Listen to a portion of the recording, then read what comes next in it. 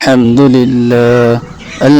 لله نحمده ونستعينه ونستغفره ونؤمن به ونتوكل عليه ونعوذ بالله من شرور أنفسنا ومن سيئات أعمالنا من يهده الله فلا مضل له ومن يضلله فلا هادي له ونشهد أن لا إله إلا الله وحده لا شريك له ونشهد أن سيدنا وحبيبنا ومولانا محمدا عبده ورسوله أعوذ بالله من الشيطان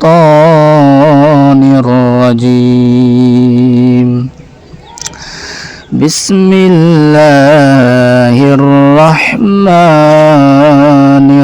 الرحيم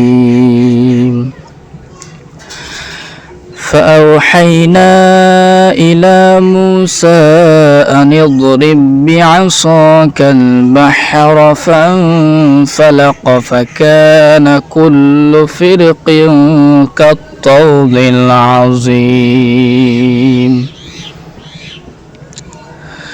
এতঃপর আমি মুসার প্রতি ওহী পাঠালাম, তোমার লাঠি দ্বারা সমুদ্রে আঘাত করো।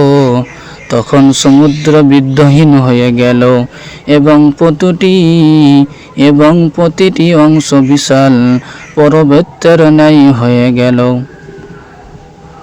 قال الله تعالى وقال النبي صلى الله عليه وسلم صيام يوم عاشوراء أحتسب على الله أن يكفر আসসানাতা লিল্লাহি ক্বাবলাহ। আশুরার দিনের রোজা সম্পর্কে আমি আল্লাহর কাছে আশা রাখি যে তিনি এর মাধ্যমে পরবর্তী 1 বছরের গুনাহ ক্ষমা করে দিবেন।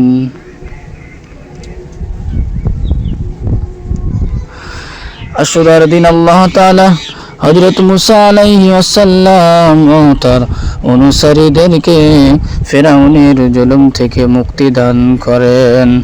আল্লাহর নির্দেশে মুসা আলাইহিস সালাম তার লাঠি দ্বারা সমুদ্রে আঘাত করলে সমুদ্র দীর্ঘখণ্ডিত হয়ে যায়। তিনি ও তার অনুসারীরা নিরাপদে পার হয়ে যান। ফিরআউন ও তার বাহিনী সেই পথে প্রবেশ করলে সমুদ্র পুনরায় একত্রিত হয়ে যায় এবং তারা সমুদ্রে সবাই ধ্বংস হয়ে যায়। আল্লাহর উপর ভরসা কখনো বিফল হয় না। বিপদ যতই কঠিন হোক, আল্লাহ চাইলে মুহূর্তেই মুক্তির পথ খুলে দেন। তাই আশুরার দিনে রোজা, তওবা ও নেক আমলের মাধ্যমে আল্লাহর সন্তুষ্টি অর্জনের চেষ্টা করা উচিত। আল্লাহ তাআলা আমাদের সকলকে আশুরার ফজিলত অর্জনের তৌফিক দান করুন। ওয়া আখিরু দা'ওয়ানা আলহামদুলিল্লাহি রাব্বিল আলামিন।